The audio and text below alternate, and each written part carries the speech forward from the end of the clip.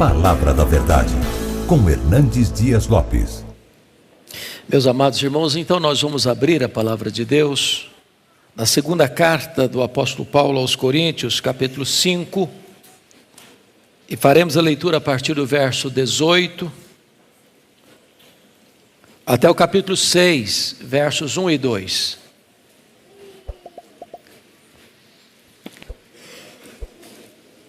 Uma vez que o texto está na tela, eu peço a vocês para fazermos esta leitura em uníssono.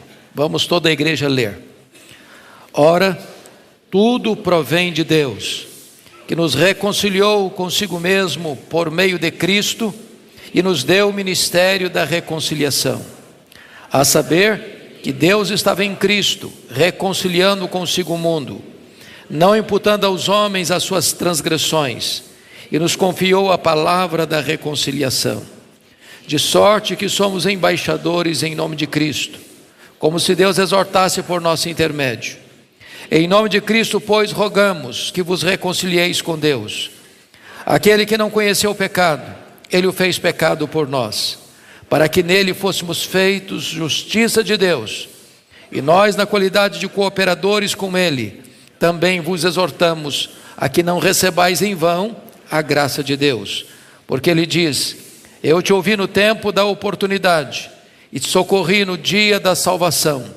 Eis agora o tempo sobremodo oportuno, eis agora o dia da salvação. Amém.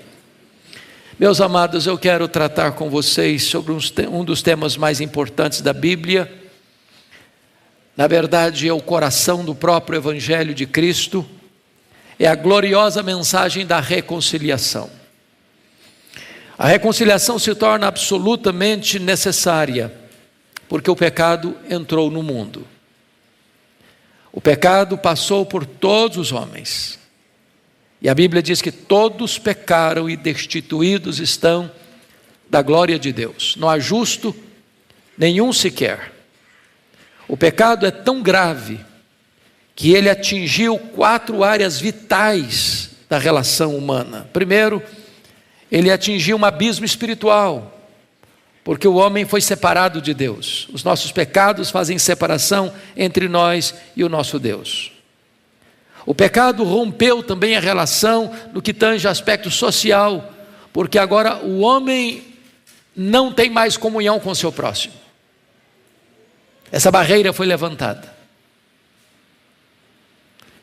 Terceiro lugar, o pecado rompeu também e abriu um abismo que nós chamamos de psicológico, porque o homem agora está em guerra com a sua própria alma.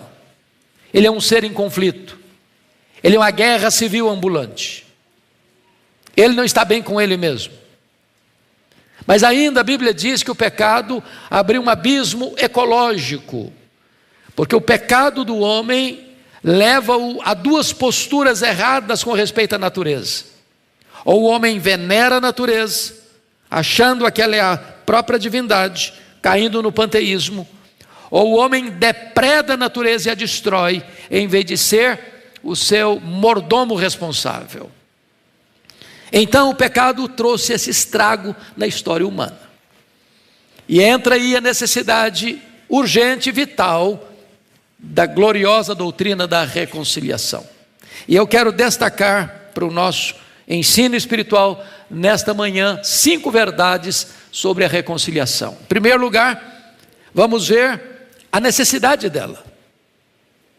Ora, se o homem é pecador, e ele é, se Deus é santo, e ele é, portanto não pode existir comunhão entre o homem pecador e o Deus santo. Então, a Bíblia resume isso em Romanos, dizendo que os ímpios e pagãos se corromperam, e Paulo vai dizer que os moralistas também se corromperam, e Paulo diz que os judeus também se corromperam, e Paulo encerra este argumento da universalidade do pecado, o que foi chamado pelos estudiosos mais tarde de depravação total. Ou seja, não há nenhuma área da nossa vida, nem a nossa razão, nem a nossa vontade, nem a nossa emoção, que não tenha sido afetada pelo pecado.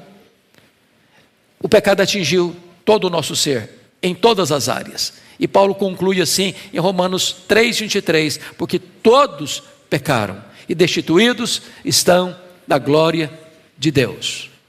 É verdade também que nenhum de nós, nenhum ser humano é capaz de limpar-se, de purificar-se, ou de libertar-se dos seus próprios pecados. O profeta Jeremias foi categórico: assim como um etíope não pode mudar a cor da sua pele, assim como um leopardo não pode tirar as manchas do seu couro, nem nós podemos fazer o bem, estando nós acostumados a fazer o mal. Portanto, a necessidade da reconciliação é absoluta, é imperativa, é urgente.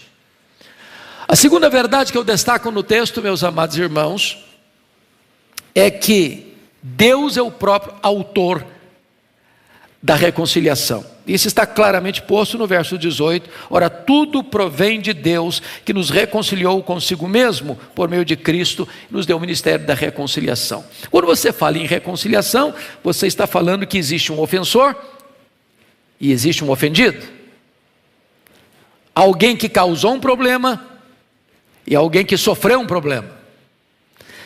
E é curioso que quem toma a iniciativa da reconciliação não é o ofensor, é o ofendido.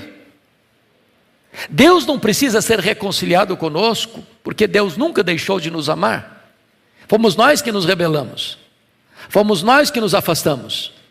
É o nosso pecado que faz separação entre nós e Deus. No entanto, é Deus quem toma essa iniciativa de nos reconciliar com Ele mesmo. Em outras palavras, Deus nunca deixou de nos amar e nos amar com amor eterno. Deus nunca se indispôs no sentido de não querer-nos. E é Ele quem rompe esta barreira e rompe esse silêncio e toma a iniciativa, porque a salvação é uma iniciativa dEle.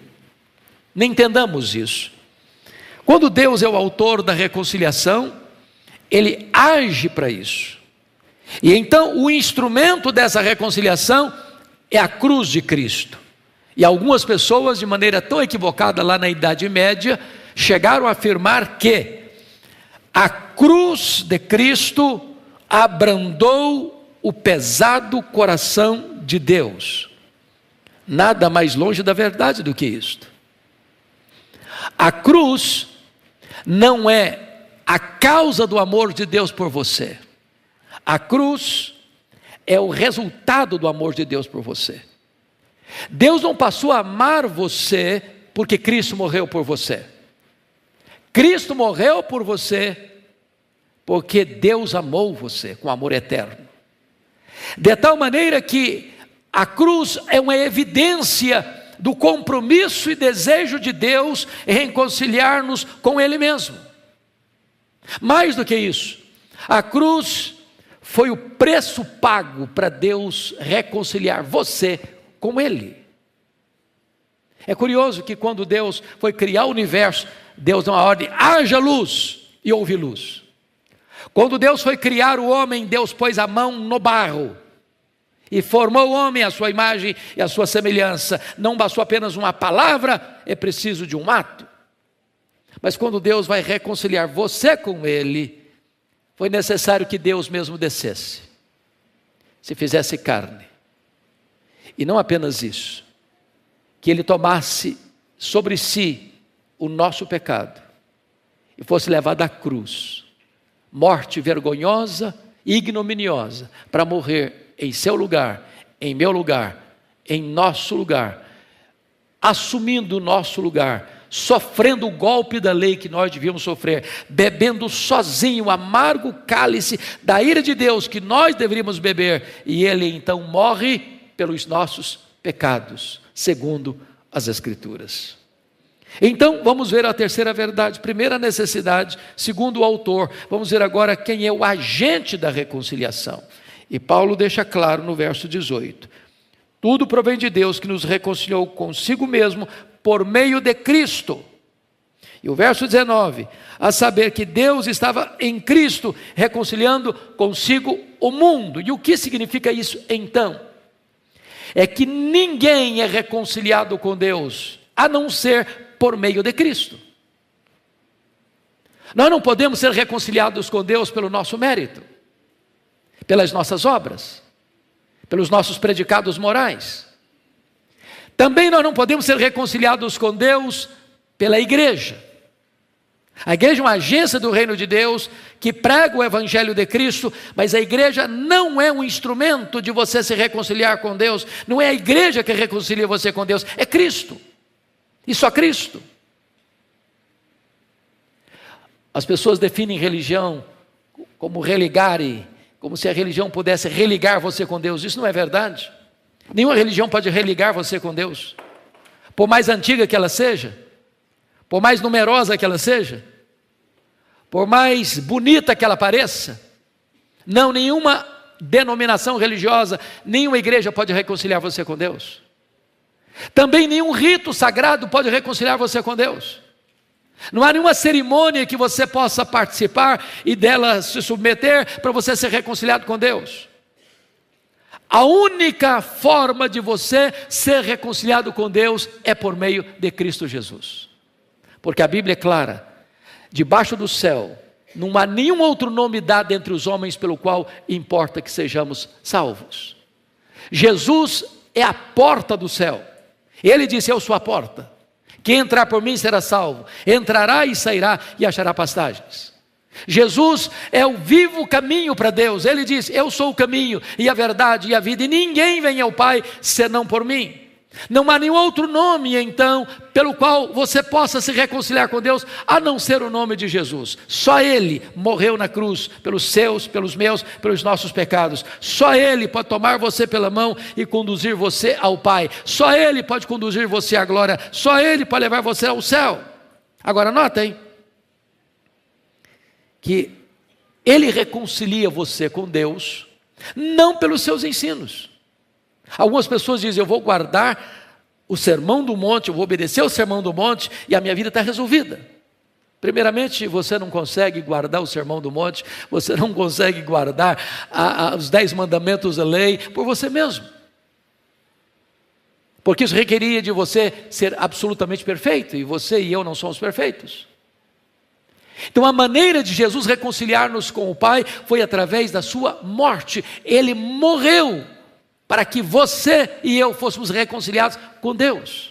Isso é a essência do Evangelho, isso é a simplicidade do Evangelho, isso é a pureza do Evangelho, e esse é o poder do Evangelho. É pela morte de Cristo que nós somos reconciliados com Deus. Mas agora vem a quarta verdade desta mensagem. Primeiro, a necessidade. Segundo, o autor. Terceiro, o agente. Quarto, a base dessa reconciliação. Então, vejamos em primeiro lugar o versículo 19. A saber que Deus estava em Cristo reconciliando consigo o mundo, não imputando aos homens as suas transgressões. Essa palavra imputando é uma palavra comercial. Essa palavra literalmente significa botar na conta de. Ora, se Deus é santo, e Deus é, se nós somos pecadores, e nós somos, como é que um pecador pode se reconciliar com Deus que é santo? Deus não pode fazer vistas grossas ao nosso pecado. Então, o primeiro ato de Deus foi não colocar na nossa conta a nossa dívida. Qual é o tamanho da nossa dívida? Impagável. Na parábola que Jesus contou, de 10 mil talentos, são 350 mil quilos de ouro. Uma pessoa naquela época precisaria trabalhar 150 mil anos para alcançar esse valor. Portanto, uma dívida impagável. Se Deus colocasse na nossa conta a nossa dívida, nós jamais poderíamos quitá-la. Então, o primeiro ato de Deus para nos reconciliar consigo mesmo, a base dessa reconciliação, é não colocar na nossa conta a nossa dívida, não colocar na nossa conta o nosso pecado, porque se Deus fizesse isso, jamais poderíamos ser reconciliados com Ele. Segundo lugar, veja comigo o verso 21. Aquele que não conheceu o pecado, Ele o fez pecado por nós.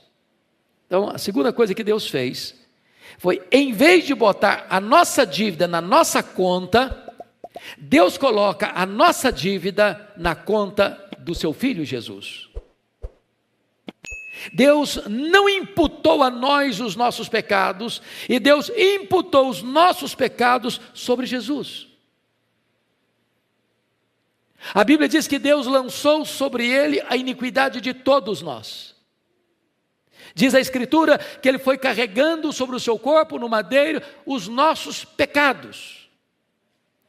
E a Bíblia diz que ele foi feito pecado por nós. Ele foi feito maldição por nós. É nesse sentido que Isaías diz que não havia beleza nele. Que toda a nossa feiura, toda a nossa maldade, todas as nossas mazelas, todas as nossas iniquidades, todos os nossos pecados foram lançados sobre ele naquela cruz. Naquele momento o sol escondeu o rosto dele em pleno meio-dia. Ali na cruz o próprio Pai o desampara, porque ele ali era o nosso substituto, era o nosso fiador, o nosso representante, e Deus puniu no seu Filho o nosso pecado. O nosso pecado estava sobre ele, a nossa dívida estava sobre ele, e diz a Bíblia que quando ele está na cruz, ele dá um brado: está consumado, está pago, e ele pagou a nossa dívida, não com ouro, não com prata, como cantamos aqui hoje, mas com o seu precioso sangue. Verdade bendita, verdade gloriosa. Mas em terceiro lugar, versículo 21 prossegue e diz assim: aquele que não conhecia o pecado, ele fez pecado por nós, para que nele fôssemos feitos justiça de Deus. Terceiro lugar, Deus não colocou na nossa conta a nossa dívida. Deus colocou a nossa dívida na conta de Jesus. Jesus quitou a nossa dívida com o seu sangue. E agora em terceiro lugar, Deus credita, Deus imputa, Deus deposita na nossa conta toda a justiça do seu Filho. E agora você é declarado justo diante do tribunal de Deus. Já não pesa nenhuma condenação mais para aqueles que estão em Cristo Jesus, nosso Senhor. Isto é a gloriosa doutrina da justificação pela fé. Não apenas você não tem mais débito, não apenas você não tem mais dívida, não apenas você não tem mais pecado para condenar você, mas você tem na sua conta a infinita justiça de Cristo depositada lá. Quando Deus puxa a sua ficha no tribunal do céu, não apenas não tem mais débito, mas tem um crédito infinito. Toda a justiça de Cristo está na sua conta. Você é declarado justo diante do tribunal de Deus. É nesse sentido que o apóstolo Paulo pergunta em Romanos 8: quem tentará acusação contra os eleitos de Deus? É Deus quem os justifica. Quem os condenará? É Cristo Jesus quem morreu, ou antes quem ressuscitou, o qual está à destra de Deus e também intercede por nós. Ou seja, existe uma base legal, jurídica, forense para a nossa justificação. Alguém outro, santo e puro, incontaminado, morreu em nosso lugar. E a justiça dele agora é acreditada em nossa conta. Mas vamos à última verdade desse texto. Primeiro, a necessidade da reconciliação. Segundo, o autor da reconciliação. Terceiro, o agente da reconciliação. Quarto, a base da reconciliação. Quinto, a oferta da reconciliação. Então vejamos, por gentileza, o versículo 19 e 20. A saber que Deus estava em Cristo, reconciliando consigo o mundo, não imputando aos homens as suas transgressões, e nos confiou a palavra da reconciliação, de sorte que somos embaixadores em nome de Cristo, como se Deus exortasse por nosso intermédio. Em nome de Cristo, pois, rogamos que vos reconcilieis com Deus. Então entendamos aqui, nós temos um ministério de reconciliação. Aliás, no versículo 18 diz: e nos deu o ministério da reconciliação. Pastor Arival acabou de receber um grupo bonito aqui e disse: olha, quem não trabalha, dá trabalho. Mas talvez alguém tenha descido essa escada perguntando: bom, mas qual vai ser o meu ministério nesta igreja? Essa igreja tem tanta gente, tem tantas atividades, onde eu vou me encaixar nisso? O que eu vou fazer? Se você tem dúvida qual o ministério que Deus tem para você, aqui está um. Ele deu a você o ministério da reconciliação. Você vai ser um embaixador de Deus. a conclamar as pessoas a se reconciliarem com Deus. Todo aquele que foi reconciliado com Deus recebe imediatamente esse ministério, o ministério da reconciliação. Você é um embaixador de Deus. E essa ideia de embaixador é uma ideia muito interessante, porque o Império Romano nomeava os embaixadores, como ainda hoje as nações enviam seus embaixadores para outras terras, e o embaixador tinha algumas características. Ele vive em terra estranha, ele não é embaixador no seu próprio país. Você tem embaixador do Brasil nas diversas nações com quem o Brasil tem pacto de aliança, de relacionamento. Então ele vive numa terra que não é a terra dele. Eu quero dizer para você que aqui não é a nossa pátria, a nossa pátria está no céu. Nós vivemos em terra estranha, somos embaixadores. Segundo, o embaixador fala em nome do seu governo, ele não fala de moto próprio, ele representa o seu governo, ele fala em nome do seu governo, a sua mensagem é a mensagem do seu governo. Você e eu vivemos em terra estranha, e nós falamos aqui, não o que nós queremos, nós reproduzimos a mensagem daquele que nos constituiu embaixadores, o Rei dos Reis, o Senhor dos Senhores. Terceiro, nós estamos aqui representando, já que estamos em terra estranha, o nosso país. E o nosso país é o céu. A nossa pátria está no céu. E nós somos representantes do céu. Portanto, a nossa vida aqui reflete o céu. Se nós tivermos uma postura diferente disso, nós estamos, de certa forma, denegrindo a nossa verdadeira pátria, que é o céu. E mais, um embaixador não se naturaliza. Ele vai ser sempre um estrangeiro. Ele não vai perder nunca a sua nacionalidade. Quero dizer para você que essa terra é maravilhosa, é dádiva de Deus. Vivemos num país maravilhoso, com belezas raras, com riquezas muitas, mas eu quero dizer para você que aqui não é a sua casa permanente. Então não plante muitas raízes aqui não, porque nós estamos aqui de passagem, rumo à nossa pátria celestial. Aqui nós temos uma missão. Aqui nós temos um propósito, e o nosso propósito é rogar aos homens que se reconciliem com Deus. Então notem comigo, que nós devemos fazer isso com autoridade, como se Deus exortasse por nosso intermédio. Então não precisa chegar assim, você me desculpa, mas eu não queria te ofender, mas eu queria falar para você, eu sei que você... Não, chegue com autoridade. Eu estou aqui em nome de Cristo. Eu fui constituído embaixador de Deus. E eu tenho uma palavra urgente para você. Que você se reconcilie com Deus. É isso. Simples, direto. Com autoridade. No poder deste nome que é sobre todo nome. E ele diz, em nome de Cristo, pois, rogamos que vos reconcilieis com Deus. Então todos nós que estamos aqui devemos sair daqui hoje com a plena e absoluta consciência, nós fomos constituídos embaixadores. E é muito superior a ser embaixador do Brasil, seja nos Estados Unidos, Canadá, Japão, Coreia. Você é um embaixador constituído pelo próprio Deus, o embaixador do Rei dos Reis e do Senhor dos Senhores. Você representa neste mundo a pátria celestial. Eu concluo trazendo duas exortações soleníssimas. A primeira delas está aí no versículo 1 do capítulo 6. E nós, na qualidade de cooperadores com Deus, também vos exortamos a que não recebais em vão a graça de Deus. Ou seja, quando eu escuto essa mensagem de que Deus me constituiu, depois de reconciliado com Ele, em embaixador dEle, eu não posso ser omisso, eu não posso dar de mão, eu não posso desprezar essa mensagem, eu não posso receber em vão esta graça que me foi dada da salvação e da missão. Segundo alerta, soleníssimo, está no versículo 2. Não apenas o cuidado para não receber em vão a graça de Deus, mas o cuidado para não adiar essa decisão.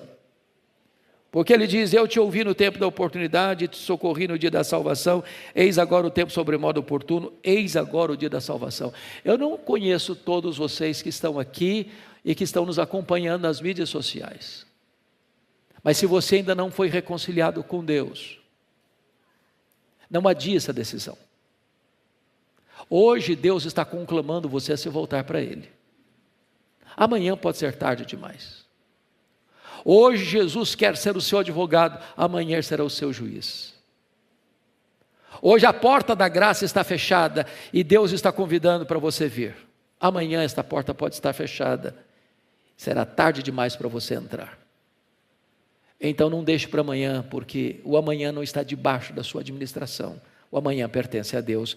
Hoje é o dia da salvação. Curva a sua fronte, por gentileza. E nós vamos orar.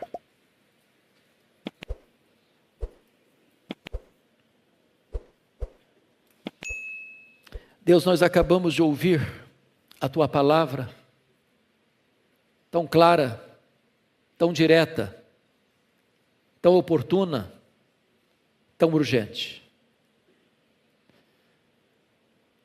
É verdade incontestável que todos pecaram, não há justo nenhum sequer. É verdade que o salário do pecado é a morte. É verdade que aquele que permanecer no seu pecado perecerá eternamente. Mas é verdade também, Senhor, que Tu mesmo planejaste e tomaste a iniciativa de nos reconciliar contigo. E é verdade também que para isto o Teu Filho precisou vir ao mundo, se fazer carne, viver entre nós, tomar o nosso lugar, levar sobre si o nosso pecado e morrer naquela cruz, para que a nossa dívida pudesse ser quitada, para que o nosso pecado pudesse ser cancelado, para que nós pudéssemos ser perdoados e justificados. Bem verdade é também, ó Deus, que agora Tu nos constituis em Teus embaixadores, e nós te pedimos que nesta manhã Tu ilumines a nossa mente, Tu toques o nosso coração, para que aqueles que porventura ainda não se reconciliaram contigo, o façam nesta manhã para a glória do Teu nome. E que aqueles, meu Deus, que já foram reconciliados contigo, reavivem na alma a gloriosa missão que recebemos, de sermos Teus embaixadores, rogando aos homens que se reconciliem contigo. Aplica, ó Deus, esta palavra ao nosso coração. É a nossa súplica em nome de Jesus. Amém.